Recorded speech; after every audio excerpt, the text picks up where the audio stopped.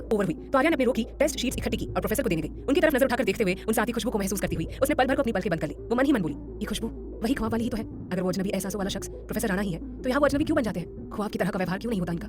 Professor Rana ने कहा, Arya sheet दीजिए। आर्या ख्यालों में गुम थी। प्रोफेसर ने फिर कहा, मिस आर्या। आर्या गुम रही। प्रोफेसर ने जोर से कहा, आर्या। वो चौंक कर बोली, हाँ। प्रोफेसर ने इसकी तरफ देखते हुए कहा, शीट मांगी है आपसे, ध्यान किधर है? आर्या ने शीट उनकी ओर बढ़ाते हुए कहा, ओ सो सॉरी, लीजिए, वो मैं कुछ सोच रही थी। प्रोफेसर ने कहते हुए उसके हाथ से शीट ले ली। आर्या अपनी सीट पर चली गई और प्रोफेसर राणा क्लास से बाहर निकल गए। प्रोफेसर का मन आज बेहद प्रसन्न था। आज का दिन उन्हें रूठा सा नहीं लगा, वरना आर्या नहीं आ रही थी तो उन्हें सारा दिन नाराजगी जताते हुए प्रतीत होता था। इधर आर्या भी प्रोफेसर राणा को इतने दिनों बाद रूबरू देखकर खुश थी। भले जी भरकर उन्हें नहीं देख पाई हो, पर झलक ही काफी थी सुकून देने के लिए। और उस पर उनका यूं हक से टेस्ट लेकर उससे खुद को देखने का अधिकार छीनने का अंदाज उसे बहुत भाया। वो बाहर कॉलेज गार्डन में बैठी मुस्कुरा उठी और मन ही मन बोली, मेरे इतने दिन गायब रहने से इतना ज्यादा चिढ़ गए कि टेस्ट के बहाने मुझे सताया गया। वैसे ये अंदाज भी निकाला है नाराजगी जताने का। I like it. वैसे तो कुछ जाहिर नहीं करते, पर नाराजगी जताने का हक बड़ी जल्दी से ले लिया जनाब ने। मानो या ना मानो प्रोफेसर राणा, पर मेरा इश्क तुम्हें भी बहता है, मैं तुम्हें रहती हूँ। क्या अंदाज है तुम्हारा, मौन रहकर भी विवाद कर लेते हो मुझसे। मैंने सोचा था कि मैं तुम्हें खुद के लिए तलब जगाऊंगी, पर तुमने तो आज टेस्ट के बहाने मेरा करार ही छीन लिया। तुम्हें नजर भर देखने की कितनी तलब थी आज मुझे, पर तुमने तो दीदार ही नहीं करने दिया। उफ, ये अदा, ये जुल्म। प्रोफेसर राणा लाइब्रेरी से गार्डन में बैठी आर्या को देख रहे थे। उसे मुस्कुराते देखकर उनके मन को ठंडक पहुंच रही थी। अचानक प्रशांत ने वहां से गुजरते हुए ठहर कर कहा, ठीक हो मिस आर्या? आर्या को अच्छा नहीं लगा उसके और प्रोफेसर राणा के ख्यालों में खलल डालने वाले पर। वो प्रशांत से चिढ़ गई, पर बाहर से हल्के से मुस्कुराते हुए बोली, जी सर, मैं पूरी तरह ठीक हूँ। प्रशांत ने सफाई दी, गुड, काफी दिन से नजर नहीं आई, मैं भी बिजी रहता हूँ, तो तबियत का जाने के बावजूद भी हालचाल लेने का वक्त नहीं निकाल पाया। आर्या ने उनकी निगाहों में देखते हुए पूरी दृढ़ता से कहा, इट्स ओके सर, आप मेरे सहपाठी नहीं है, आप एक लेक्चरर है और मैं स्टूडेंट। हमें एक डिस्टेंस मेंटेन रखना ही चाहिए। एक्सक्यूज मी, मुझे अब लाइब्रेरी जाना है, काफी दिन हो गया ना, कुछ काम छूट गया है, उसे कंप्लीट करने के लिए कुछ बुक्स लेनी है। प्रोफेसर राणा को उन्हें बात करते देखना नहीं भाया और वो वहां से हटकर टेस्ट चेक करने लगे। आर्या भी लाइब्रेरी की तरफ चली गई। प्रशांत उसके चले जाने के बाद सोच में पड़ गया, ये मुझे इतना इग्नोर क्यों करती है? ठीक अरण्या की तरह हरकत है इसकी। वो भी अगम की दीवानी थी और मुझे एक नजर देखना तक नहीं चाहती थी। ये भी अगम की दीवानी है और मुझे नजरअंदाज करने की कोशिश करती रहती है। अगर उस अगम राणा में नशा है तो मुझ में भी तो है। इनफैक्ट उससे तो कम उम्र का ही बनकर यहाँ मैंने ज्वाइन किया है। वो तो फिर भी 30 का बनकर रह रहा है, फिर भी उसके पीछे पागल क्यों हो जा रही है? मुझे ये गवारा नहीं कि मुझे इग्नोर करके कोई उस अगम की तरफ प्यार भरी नजर उठाए, मुझसे फासले बनाए और उस अगम के करीब जाने के लिए बहाने तलाशे। मैं लेक्चरर हूँ तो वो भी तो प्रोफेसर है, मुझसे फासले तो उससे करीबी की ख्वाहिश क्यों? तुम अगर उसके करीब जाने की कोशिश करोगी और मुझे यूं ही नजरअंदाज करोगी तो मैं तुम्हें हासिल करने की पूरी कोशिश करूंगा। वो अगम तो हमेशा ही बर्फ की मानिंद रहा है। अरण्या उसके चक्कर में मर तक गई, फिर भी उसने मुंह खोलकर ये स्वीकार नहीं किया कि उसे चाहता वो भी था। कितनी भी जद्दोजहद कर लो, वो जज्बात को सामने नहीं आने देता।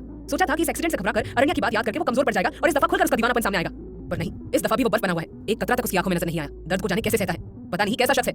उधर प्रोफेसर अगम टेस्ट शीट्स लेकर लाइब्रेरी से बाहर निकलने को हुए, तभी बुक्स इशू कराकर मुड़ती हुई आर्या उनसे टकरा गई और उनकी शीट्स फ्लोर पर बिखर गई। आर्या ने हड़बड़ाकर कहा, सॉरी, गलती से हो गया। वो बैठकर बिखरी हुई शीट्स उठाने लगी। प्रोफेसर राणा पल भर को ठहरे और बोले, शीट्स उठाकर मेरे कैबिन में दे देना, मुझे और काम है। वो चले गए। शीट्स उठाती आर्या के होठों पर मुस्कान की रेखा खींच गई। वो मन ही मन बोली, चाहे मुझसे कितना भी किनारा करो प्रोफेसर अगम राणा, मैं तुम्हें अपने इश्क में डुबा कर रहूंगी। लाख नजरअंदाज करो मुझे, पर जानती हूँ कि मुझे देखकर तुम्हें भी सुकून हासिल होता है। दिल भी मेरी ही तरह मचल मचल जाता है ना तुम्हारा भी, इसीलिए मेरे सामने से हटने की जल्दी में रहते हो। उमड़ते जज्बात सामने ना आ जाए इसलिए इस बात से डरते हो।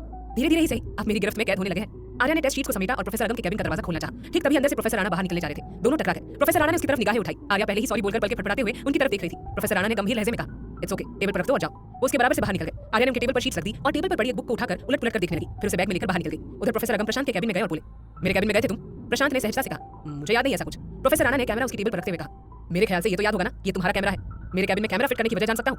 प्रशांत ने जवाब दिया, मैं क्यों करूंगा ऐसा? प्रोफेसर राणा ने कहा, वजह अगर तुम नहीं जानते या बताने में सक्षम नहीं हो तो मैं वही वजह समझ लेता हूँ जिसकी वजह से तुम उस रोज मुझसे जानबूझकर टकराए थे।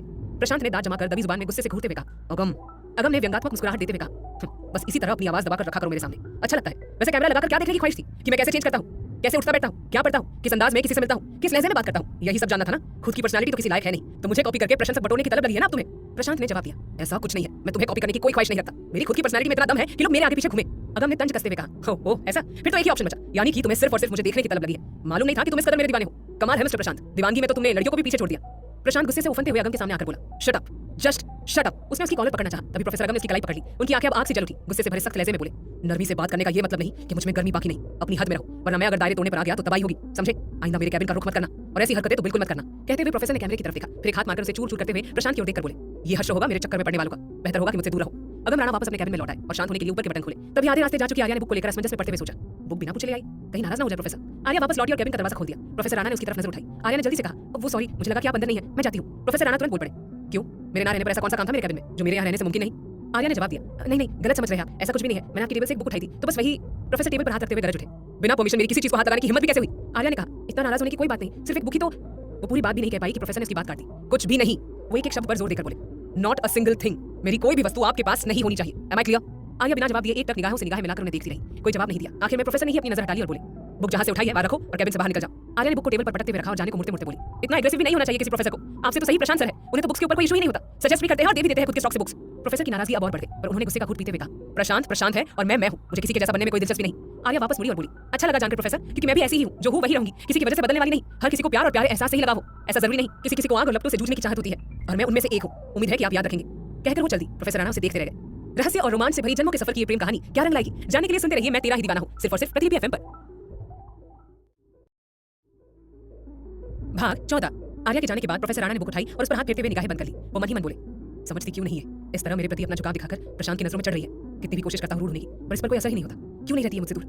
अपनी अगली क्लास में प्रोफेसर राणा ने सबको उनके प्रदर्शन के बारे में बताते हुए टेस्ट शीट्स वापस की। आर्या की शीट देते हुए वो बोले, सबसे बेहतरीन प्रदर्शन रहा आपका टेस्ट में। आपने क्लासेस ना के बराबर अटेंड की है, तो उस लिहाज से लगा नहीं था कि आपकी पकड़ इतनी मजबूत होगी सब्जेक्ट्स पर आपने मुझे गलत साबित करके दिखाया। खुशी हुई मुझे, आगे भी आपसे यही प्रदर्शन की उम्मीद रहेगी मुझे।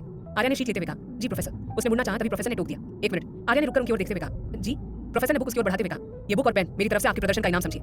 आर्या ने उस बुक की तरफ देखा, ये वही बुक थी जिसके लिए उसने कुछ देर पहले डांट खाई थी। उसके चेहरे पर पहले मुस्कुराहट आई, फिर वो दांत दिखाकर हंसते हुए बोली, थैंक यू प्रोफेसर। प्रोफेसर ने गंभीरता का आवरण ओढ़े हुए कहा, वेलकम। आर्या ने बुक और पेन को बैग में रख लिया और प्रोफेसर की तरफ देखा, पर प्रोफेसर ने अब नोट्स निकाल लिए थे और पॉइंट्स एक्सप्लेन कर रहे थे। उन्होंने दोबारा आर्या की तरफ एक बार भी नहीं देखा। जब वो चले गए तो आर्या ने परिधि को गले लगा लिया और बेवजह हंसती रही। सिद्धू चिढ़कर बोला, ओ बस कर, बुक दी है, कोई लव लेटर नहीं दिया जो इतनी खुश हो रही है। आर्या ने जवाब दिया, चुप रहे जलखोर, खुश तो हो ही नहीं सकता ना मुझे खुश देखकर। सिद्धू ने तंज कसते हुए कहा, पहली बार तारीफ हुई है प्रोफेसर के मुंह से, पर आगे कौन सा ऐसा ही रहना है। फिर तो कोई काम करेगी और फिर वो डांटेंगे, क्लास से बाहर तो रहना ही है तुझे। आर्या ने आत्मविश्वास से कहा, मैं अब क्लास के अंदर ही रहूंगी, अच्छी स्टूडेंट बनकर। सिद्धू ने व्यंग किया, पॉसिबल ही नहीं है। आर्या ने जवाब दिया, देख लेना। सिद्धू ने कहा, देखेंगे ही। परिधि ने दोनों को झटकते हुए कहा, चुप करो, एनुअल फंक्शन की नोटिस देखी।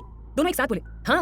परिधि ने पूछा, फिर क्या विचार है, पार्टिसिपेट करें। सिद्धू ने मजाक में कहा, मेरे साथ कपल डांस कर ले परी, जोड़ी हिट हो जाएगी हमारी। परिधि ने जवाब दिया, रहने दे। सिद्धू ने शिकायत की, परी ये गलत बात है, हमेशा इग्नोर करती है मुझे, कर लेना डांस। सृजन ने अचानक आकर बेंच के ऊपरी हिस्से पर कमर टिकाते हुए कहा, कपल ग्रुप डांस हो तो कैसा रहेगा। सिद्धू ने कहा, क्या मतलब। सृजन ने जवाब दिया, मतलब तू परी और मैं आर्या। आर्या ने उसकी तरफ नजर उठाकर कहा, आर यू सीरियस, मैं और तू। सृजन ने हंसते हुए कहा, क्या हुआ, इतना तो हैंडसम हूं, बुरा नहीं दिखूंगा तेरे साथ स्टेज पर। सिद्धू ने परिधि को कोनी मारी और आंखों से सृजन की ओर इशारा किया। परिधि ने सिर हिलाते हुए आहिस्ता से कहा, मैं भी देख रही हूं। आर्या ने सृजन पर नजर गड़ाते हुए पूछा, तेरी तबीयत तो ठीक है ना सृजन, एक्सीडेंट मेरा हुआ था पर असर तेरे दिमाग पर दिख रहा है। सृजन ने जवाब दिया, क्यों, ऐसा भी क्या कर रहा हूं मैं। आर्या ने कहा, मतलब मुझसे डांस का पूछ रहा है, तुझे तो मैं जरा भी नहीं सुनाती थी, हर बात पर बहस, हर बात पर टकरार, और एक हफ्ते गायब क्या रही एक्सीडेंट की वजह से, तेरा तो बिहेवियर ही चेंज हो गया। सृजन ने जवाब दिया, हाँ तो मैं डर गया था कि कहीं तू मर मरा तो नहीं गई, मुझे नहीं खोना है एक तगड़े कॉम्पिटिटर को, तू हर चीज में टक्कर देती है, मुझसे बर्दाश्त नहीं होता, पर जब तू नहीं आई तो मजा ही नहीं था जिंदगी में, अपने लेवल का कोई नजर ही नहीं आता था, सब लोग वही पुराना सृजन भाई वो बोलने लगी थी। आर्या ने तंज कसते हुए कहा, क्यों, तुझे तो यही पसंद है ना कि सब तेरे आगे पीछे घूमे, भूल गया मेरा तेरे पीछे ना घूमना ही तो तुझे अखरता था, क्या क्या तिकड़ मिलाता था मुझे खुद के आगे झुकाने के लिए। सृजन ने हंसकर कहा, पसंद था, जब से तू मिली है तब से आदत हो गई है टक्कर लेने देने की, अब नहीं है पसंद, जिंदगी बेमजा लगती है जब तुझसे बहस नहीं होती।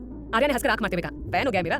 सृजन भी हंस पड़ा और बोला, ए चल फैन नहीं हुआ हूं मैं। आर्या ने जवाब दिया, एक बार फिर से सोच ले मेरे साथ डांस करने के लिए, मैं सोलो में ही ठीक हूं, मैं तो खुद ही बॉय लगती हूं, साथ में डांस करता लड़का कैसा लगेगा, अपनी इमेज देख ले तू, और अपनी परियों से भी सलाह मशवरा ले ले, बाकी मैं तो हमेशा ही बिंदास हूं, कोई फर्क नहीं पड़ता किसी के कुछ कहने से, अगर तू ओके है तो मैं कर लूंगी डांस, नो प्रॉब्लम। सृजन ने पूछा, सच में तुझे कोई परेशानी नहीं। आर्या ने जवाब दिया, कह तो दिया, अब क्या स्टैम्प पेपर पर लिख कर दूं। बाय हां सिद्धू परी चलो कैंटीन चलते हैं। वो बैग उठाते हुए बोली। सिद्धू और परी उसके साथ चल दिए तो सृजन अपनी बेंच पर लौट गया। उसकी दोस्त उर्वी उसके पास आकर बोली, वहां क्या कर रहा था। सृजन ने जवाब दिया, कुछ नहीं, एनुअल फंक्शन के बारे में बात कर रहे थे। उर्वी ने पूछा, अच्छा पार्टिसिपेट कर रहे हैं वो लोग। सृजन ने कहा, डांस में। उर्वी ने सुझाव दिया, हम भी करें ग्रुप डांस अपने ग्रुप के साथ। सृजन ने जवाब दिया, करो तुम लोग, मैं आर्या के साथ करूंगा। उर्वी ने हैरानी से कहा, क्या डिबेट। सृजन ने स्पष्ट किया, नहीं डांस। उर्वी ने चौंक कर कहा, क्या। सृजन ने जवाब दिया, क्या क्या, जरूरी तो नहीं ना कि हमेशा डिबेट ही किया जाए, डांस भी तो कर सकते हैं हम लोग। उर्वी ने पूछा, सोलो कर रहे हो टक्कर देने के लिए, वो भी सोलो ही कर रही होगी ना, है ना। सृजन ने कहा, अरे नहीं कपल डांस करेंगे। उर्वी ने हैरानी से कहा, तू कपल डांस करना चाहता है, वो भी उसके साथ। सृजन ने जवाब दिया, हाँ मैं यही चाहता हूँ, तुझे क्या हुआ, इतनी तहकीकात क्यों कर रही है। उर्वी ने उदास स्वर में कहा, यूं ही मुझे लगा था तू मेरे साथ पार्टिसिपेट करेगा। सृजन ने हल्के से कहा, नेक्स्ट टाइम कर लूंगा यार, बहुत मौके आएंगे अभी। उर्वी ने उदासी से मुस्कुराते हुए कहा, हाँ। वो जाने को हुई तो सृजन ने उसके गले में बाहें उलझाते हुए कहा, आजा ग्राउंड में चलते हैं, धूप लेंगे।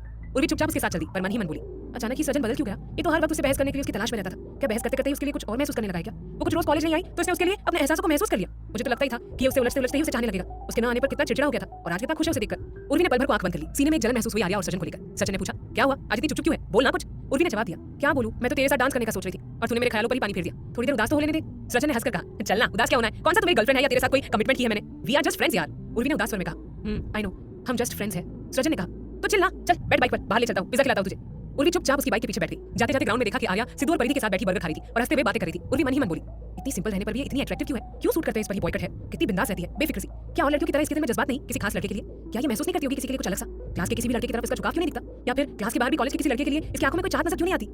उर्वी ने निगाहें आगे की तो देखा कि शीशे को सृजन ने मोड़ दिया था, उसमें आर्या नजर आ रही थी। उर्वी ने गहरी सांस भरी और निगाहें डाली। प्रोफेसर राणा स्टाफ रूम में बैठे एनुअल फंक्शन की तैयारियों पर चर्चा कर रहे थे। प्रशांत भी वहां मौजूद था। स्टूडेंट्स एक साइड में बैठी आराधना मैम को फंक्शन में पार्टिसिपेट करने के लिए अपने नाम दे रहे थे। सिद्धू और परिधि भी वहां हैं तो प्रशांत की निगाहें उठ गई, पर आर्या नहीं आई तो प्रोफेसर राणा मन ही मन मुस्कुरा उठे। दोनों ने डांस में भाग लेने के लिए अपना और आर्या और सृजन का नाम दर्ज कराकर चले गए। आराधना मैम ने उधर देखा जिधर बाकी सब बैठे थे, वो बोल पड़ी, प्रोफेसर राणा। प्रोफेसर ने कहते हुए निगाहें उठाई। आराधना मैम ने कहा, आप भी एक सॉन्ग क्यों नहीं गाते। प्रोफेसर ने मना किया, मैं नहीं। आराधना मैम ने जोर देते हुए कहा, ऐसे कैसे प्रोफेसर साहब, मैंने आपको एक दिन गुनगुनाते हुए सुना था, क्या वॉइस है आपकी, बहुत कमाल गाते हैं। प्रोफेसर ने जवाब दिया, नहीं स्टूडेंट्स है ना पार्टिसिपेट करने को, मैं कहा। आराधना मैम ने अनुरोध किया, प्लीज प्रोफेसर राणा सिर्फ एक सॉन्ग। प्रशांत ने तंज कसते हुए कहा, अब मान भी जाइए, हम भी तो सुने। प्रोफेसर राणा ने उसकी तरफ एक नजर देखकर कहा, ठीक है मैम, पर मैं सामने नहीं आऊंगा, उस वक्त स्टेज पर अंधेरा रहना चाहिए, हमारी गरिमा है और फिल्म के गाने गाकर उसे धूमिल करना ठीक नहीं। आराधना मैम ने जवाब दिया, ऐसी कोई परेशानी नहीं, पर फिर भी आप ऐसा चाहते हैं तो ओके, मैं ध्यान रखूंगी। अगले दिन से फंक्शन की तैयारियां शुरू होनी थी। प्रशांत प्ले की तैयारियों को देख रहा था, वही हॉल के दूसरे हिस्से में डांस की प्रैक्टिस चल रही थी। प्रशांत ने जब आर्या को सृजन के साथ प्रैक्टिस करते देखा तो उसकी आंखें सिकुड़ कर छोटी हो गई। वो मन ही मन बोला, ऐसे कैसे चलेगा? ये किसी और के साथ डांस कर रही है। उसने इधर उधर देखा, किसी की नजर खुद की ओर न पाकर उसने आर्या के पैरों की तरफ एक टक देखना शुरू किया और मन ही मन बोला, एक और बार तुम्हें जख्मी करके देखा जाए। एहसास बाहर आ जाए शायद राणा के। उसने देखना शुरू ही किया था कि तभी प्रोफेसर राणा सामने आ खड़े हुए। हालांकि उनकी पीठ प्रशांत की ओर थी और वो कुछ स्टूडेंट से घिरे हुए थे, पर वो आर्या और उनकी नजर के दरमियान आ खड़े हुए थे। प्रशांत आर्या पर मैजिक नहीं कर पा रहा था। वो समझ नहीं पा रहा था कि प्रोफेसर राणा जानबूझकर दीवार बनकर सामने खड़े हो गए थे